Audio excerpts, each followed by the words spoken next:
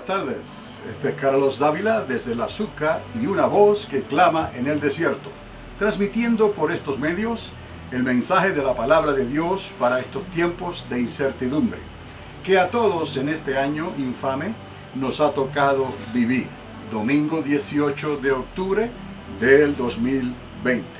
Dice la Biblia que hay verdades escondidas en ella que son como un tesoro para todo aquel que las encuentra.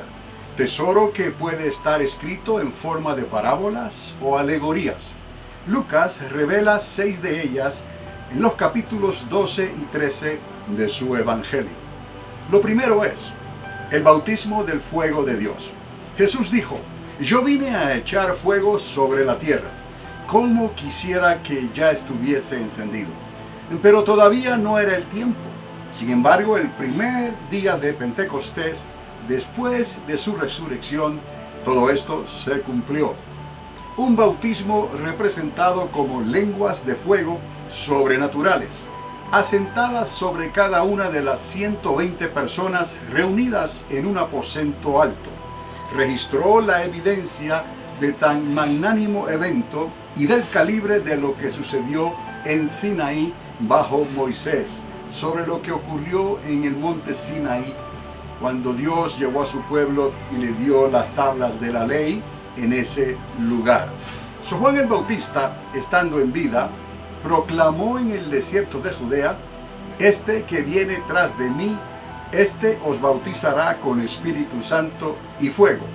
Hechos 1:8 delinea el propósito claramente para los que quieran arrebatar el reino de Cristo. Lo segundo es, Jesús mismo dijo que era necesario para él ser bautizado de otro bautismo, refiriéndose a la copa de su crucifixión, la copa del nuevo pacto, y esto de una vez y para siempre. Su angustia quedó evidenciada en ese lugar precisamente llamado Getsemaní, que significa prensa de aceite. Lo tercero, tal medida de fe en los futuros creyentes por obligación traería división, una división entre los verdaderos creyentes que estarían dispuestos a dejarlo todo por causa del Evangelio del Reino. Y para esto necesitarían poder del cielo. Y en lo cuarto, dejó señales para los entendidos.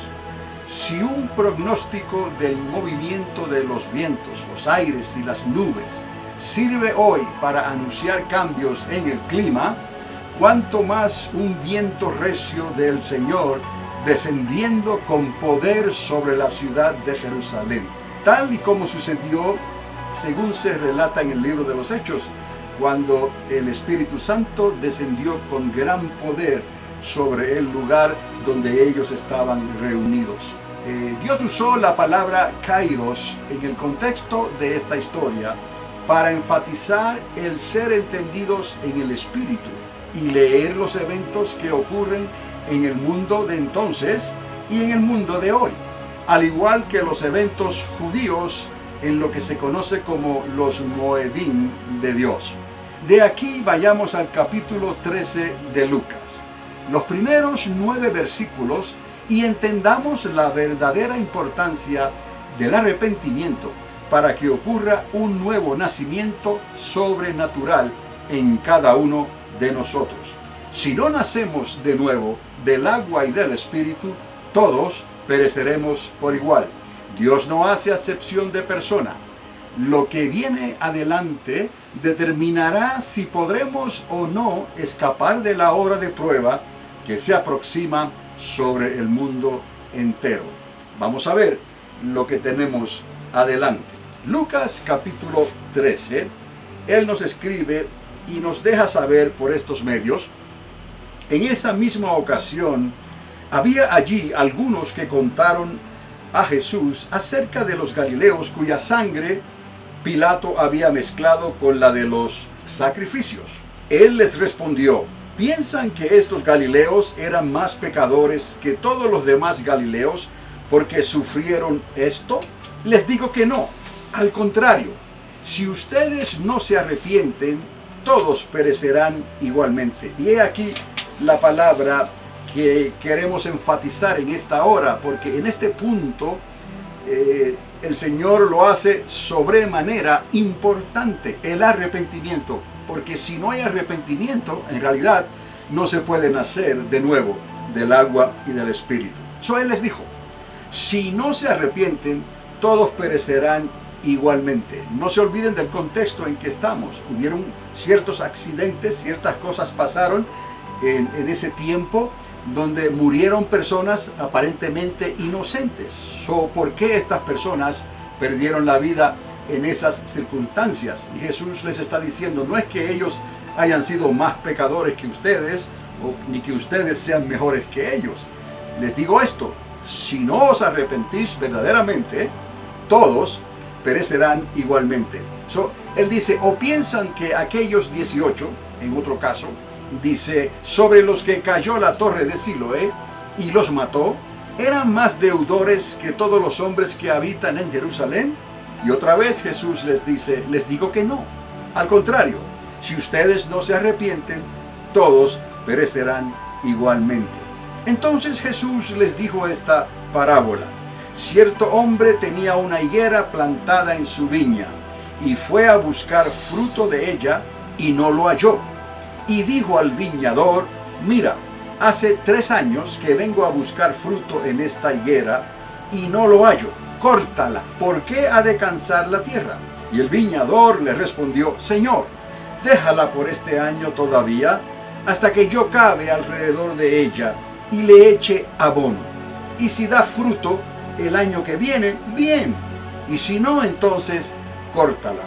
Estos 2 puntos de los 6 puntos que estamos hablando, y recordar brevemente, estamos hablando de un bautismo en fuego, estamos hablando de la muerte en la cruz por Jesús de Nazaret, de la división por la fe y de las señales de los tiempos, y también de ese arrepentimiento para poder tener un nuevo nacimiento. Pero hay algo más que Jesús aquí nos advierte, y es esto último que acabamos de leer en relación a la higuera y en relación a su viña.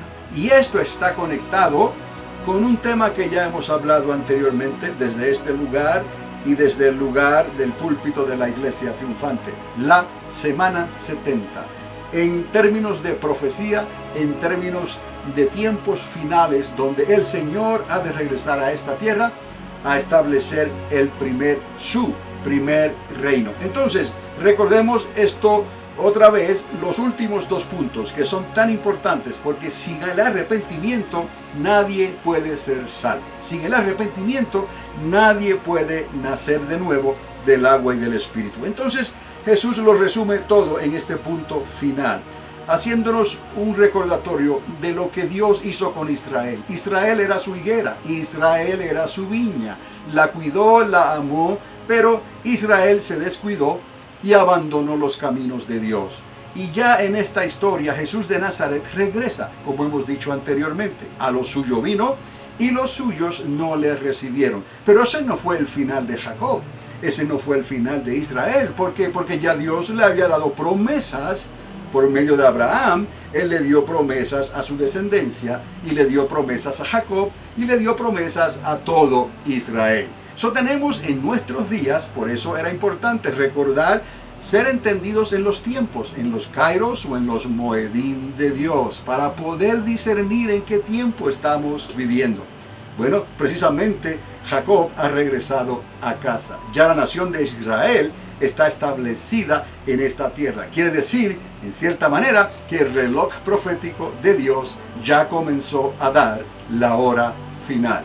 Entonces es muy importante, porque he aquí un tiempo relacionado específicamente con la nación de Israel y con el resto de las naciones de la tierra, si venimos a ver. Pero esa higuera está plantada y el Señor viene a buscar fruto en ella. Y habla de precisamente 3 años y un poco más en esta parábola, en esta alegoría que él hace. Él usa unos 3 años. Hace unos 3 años que vengo a buscar fruto en esta higuera y no lo hallo. Hay algo muy interesante en esa semana 70. Esa semana 70 está compuesta de 2 periodos. Una primera mitad de 3 años y medio y otra segunda y última mitad de 3 años y medio. Pero la mitad más importante es la primera mitad, los primeros 3 años y medio, porque es ahí donde Dios va a tratar con su higuera, donde Dios va a tratar con su viña. Y no es casualidad, no es coincidencia que aquí el Señor utilice 3 años, porque 3 años y medio es el tiempo que Dios le va a dar a Israel para que reconstruyan el templo, para que vuelvan a servir a Dios como Israel le sirvió en tiempos antiguos, y haga todo lo que Israel quiera hacer en su corazón para servir a Dios. Y al final se darán cuenta que ya Dios no trabaja de esa manera. Ya no hay que hacerle los sacrificios, no hay que derramar la sangre. ¿Pero por qué Dios hizo esto? Porque ya Dios entregó a su único hijo, a Jesús de Nazaret, hace 2000 años atrás. Lo entregó para ser ofrecido como un cordero pascual que quitó el pecado del mundo. Juan lo vio, Juan lo dijo: he aquí el Cordero de Dios, el que quita el pecado del mundo. Entonces, en esta porción de la palabra nos damos cuenta lo importante que es la higuera, lo importante que es este tiempo y lo importante que son esos 3 años y medio. Hace 3 años que vengo a buscar fruto y no lo hallo, córtala. Es como decir, ¿qué vamos a hacer? Y alguien intercede y dice, déjala por este año. He aquí la otra mitad de ese año, 3 años y medio. Déjala por este año todavía hasta que yo cabe alrededor de ella y le eche abono. Y si da fruto el año que viene, bien, y si no, córtala. ¿Qué ocurre aquí? Sabemos que esa última semana y esa última mitad, a esa última mitad, la segunda mitad, se le llama el día de angustia de Jacob, que es Israel. Entonces, ¿qué quiere decir? Que Israel hizo todo lo que pudo, según ellos, con sus esfuerzos, pero no pudieron ver. Sus ojos estaban vendados, no podían ver hasta el momento en que la profecía dice que llega un momento en que Israel mira y vio al que traspasaron. ¿Quién es ese que traspasaron sino Jesús de Nazaret, el hijo de María? Aquel que crucificaron hace 2000 años atrás. Y ya el profeta lo vio, porque Dios siempre determina el final desde el principio. En aquel entonces vieron a Jacob, vieron a Israel, creyendo cuando Jesús de Nazaret regresaba a esta tierra, donde dice la palabra, y todo ojo le verá. En cierta manera la corta, porque tuvo que esconderla en la tierra por ese otro término de tiempo que significa la segunda mitad o la grande tribulación o el día de angustia de Jacob. El asunto es que todo Israel se salva. ¿Por qué? Porque miraron al que traspasaron. Cuando regrese, todo ojo le verá, verán las marcas, ¿no?, en sus manos, y verán las marcas en sus pies y en su costado. Y dice la palabra que todo Israel creerá. Sus nombres serán inscritos, todos ellos, en el libro de la vida. Igual que tú y que yo, porque hemos creído de la misma manera. Lo hemos visto con los ojos de la fe. Hemos visto a Jesús de Nazaret el día que vino a nuestras vidas y tocó en las puertas de tu corazón y de mi corazón. Qué hermoso es el Señor, que nos ha dado el Espíritu Santo para que podamos entender estas cosas. Entonces, ahí podemos ver todo esto en esos seis puntos superficiales, porque en realidad están en forma de alegoría y en forma de parábola. Desde el bautismo en fuego, que Jesús habla y quiere que ese fuego sea encendido, y ocurrió. La muerte, esa copa, la angustia en Getsemaní: Padre, si es posible, pasa de mí esta copa. Y el Padre le dijo: Hijo mío, tenemos que hacerlo así. Y Jesús, cuando entrega su espíritu, dice la Biblia claramente que Jesús pronunció estas palabras: Padre mío, ¿por qué me has abandonado? Porque llevó tu pecado y llevó mi pecado sobre sus hombros, y Dios tuvo que mirar hacia un lado, porque el pecado y Dios nunca pueden tener nada en común. En ese momento, en el tiempo y el espacio, el Hijo de Dios, el Hijo de María, se hizo pecado por ti y por mí. Y entonces tuvo que decir: Padre, Padre mío, ¿por qué me has abandonado? En realidad hubo una separación breve en esos momentos, pero para Jesús de Nazaret eso fue el fin para él. y él dijo, hecho está. Pero mira la misericordia y el poder de Dios. 3 días y 3 noches estuvo en el corazón de la tierra y fue levantado de entre los muertos. Y ahora está sentado a la diestra del Padre y viene otra vez a esta tierra a establecer su reino, el primer reino. Todo esto entonces concuerda, cae como anillo al dedo.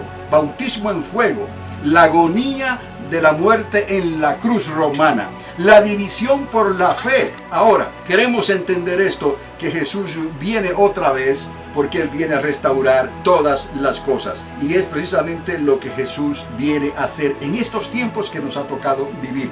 Esa división por la fe es a causa de la misma fe que tenemos en Cristo Jesús, que nos hace mirar nuestros ojos hacia las cosas de Dios y darle las espaldas a las cosas de este mundo que a Dios no le agradan. Cosas que están ahí, pero son cosas temporeras. Las cosas de Dios son eternas, por lo tanto vamos a buscar las cosas eternas de Dios. Y entonces las señales de los tiempos, los kairos y los moedín de Dios están hablando muy fuerte. El Señor está a las puertas, el día del Señor se acerca. Pero mirad la higuera, mirad a Israel que ya ha regresado a casa. Y ese es el reloj profético de Dios que nos marca el tiempo de los días finales para las naciones de la tierra. Para nosotros no es un final, para nosotros no es el fin del mundo, para nosotros no es que vayamos a morir, hay esperanza. Y si alguno muere en Cristo Jesús, tiene la resurrección de Cristo Jesús para poder entrar en ese primer reino, si murió en Cristo Jesús. Tenemos las de ganar, pero tenemos que estar pendientes, atentos con esta salvación tan grande que Dios nos ha dado, que no nos vayamos a descuidar. El arrepentimiento entonces será necesario, de suma importancia, para poder tener un nuevo nacimiento. Y entonces estamos listos ya. La semana 70 está a las puertas. 3 años y medio, y veremos entonces lo que va a hacer Israel en su intento de agradar a Dios, hasta que venga el deseado. Hasta entonces que venga el glorioso momento en que Jesús descenderá del cielo y todo ojo le verá. Y nosotros, en este caso, hay promesas para la iglesia, para los creyentes, que estemos en Cristo Jesús. Recordad lo que hemos hablado, con lámpara y aceite. Tenemos que tener la lámpara, que es la palabra de Dios, y el aceite en ella, que es la llenura del Espíritu Santo. Ese bautismo del Espíritu Santo que Dios ha prometido y que también Juan el Bautista lo vio y lo dijo: este que viene detrás de mí os bautizará con Espíritu Santo y fuego. Hablando de ese bautismo en que lo recibimos y hablamos esas lenguas angelicales y comenzamos a tener una experiencia con Dios sobrenatural que nunca antes la habíamos tenido. Todo eso está en el propósito de Dios, para luego retener esa llenura del Espíritu de Dios en cada uno de nosotros, en nosotros, y estar preparados para cuando ocurra esa final trompeta, ese grito, gemido de la medianoche, entonces en que seremos transformados en un abrir y cerrar de ojos, y seremos levantados a la mitad de esa semana, seremos levantados con poder, y entonces nos reuniremos con el Señor en las nubes. Y todo esto, mis amados, todo esto concuerda con la misma palabra profética de Dios. Quiero decir algo muy claro en este momento para que no haya ninguna duda en el tiempo que tenemos y que nos queda en esta grabación. El pueblo de Israel va a creer, pero el pueblo de Israel va a entrar en una angustia que será determinada por 3 años y medio, y se le llama el día de angustia de Jacob. Luego de esos 3 años y medio, al final de la semana 70, al final de esos 7 años, entonces Jesús vendrá y pondrá sus pies sobre el monte de los olivos, y es en ese momento donde todo ojo le verá. A la mitad de la semana Él regresa otra vez, pero no todo ojo le verá, porque dice la palabra que Él vendrá y no pisará la tierra, se quedará en las nubes, en los cielos, y entonces seremos transformados y arrebatados, el arpazo que hemos hablado anteriormente, y tendremos que reunirnos con el Señor en las nubes. Nos vamos con el Señor y regresamos entonces al final de esa semana, 3 años y medio más después. Y es en ese momento donde Jesús viene y pondrá sus pies sobre el monte de los olivos. Y es ahí donde todo ojo le verá, y es ahí donde creerán. Y mirarán al que traspasaron, y todo Israel será salvo. Espero que esta palabra haya sido de grande bendición para tu vida. Y llévate este versículo y luego en tu casa estúdialo. Está en Apocalipsis capítulo 3, verso 7 y verso 8. Y dice el verso 7, escribe al ángel de la iglesia de Filadelfia: esto dice el santo, el verdadero, el que tiene la llave de David, el que abre y ninguno cierra, y cierra y ninguno abre. Verso 8, yo conozco tus obras, de aquí que he puesto delante de ti una puerta abierta, una puerta que nadie puede cerrar, porque aunque tienes poca fuerza, has guardado mi palabra y no has negado mi nombre. He aquí tres cosas nada más básicas ya, y concluimos con esto: que todo lo que Dios está haciendo está ligado a Israel, está ligado a Jacob, y lo dice claramente, el que tiene la llave de David. ¿Quién es David? David es el personaje principal en la historia de Israel después de Moisés.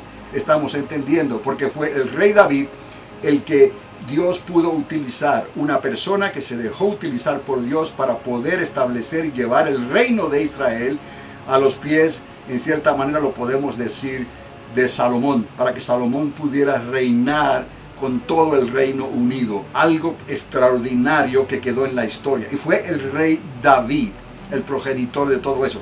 Y se le llama a Jesús de Nazaret el hijo de David.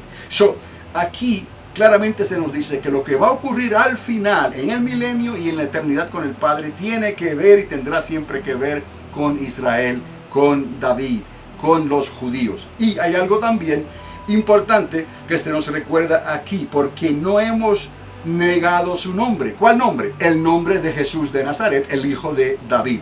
Por cuanto no hemos negado su nombre, nosotros podremos perseverar en esta carrera que ya hemos comenzado. No importa lo que ocurra, no vamos a negar nuestra fe, no vamos a negar el nombre de Jesús. Y ahí lo tenemos: por cuanto has guardado mi palabra, hemos guardado esta palabra, la lámpara con aceite, y no hemos negado su nombre, entonces tendremos todos los derechos para entrar a ese primer reino con Cristo Jesús. Y entonces ya entenderemos todo lo que ocurrió con Jacob, con Israel, que ha causado tanta división en nuestros días, pero ya entenderemos entonces por qué Dios cumple sus promesas, y todas las promesas que Él le dio a Abraham sobre Jacob y su pueblo, todas se han cumplido y se cumplirán las que faltan. Que Dios les continúe bendiciendo ricamente.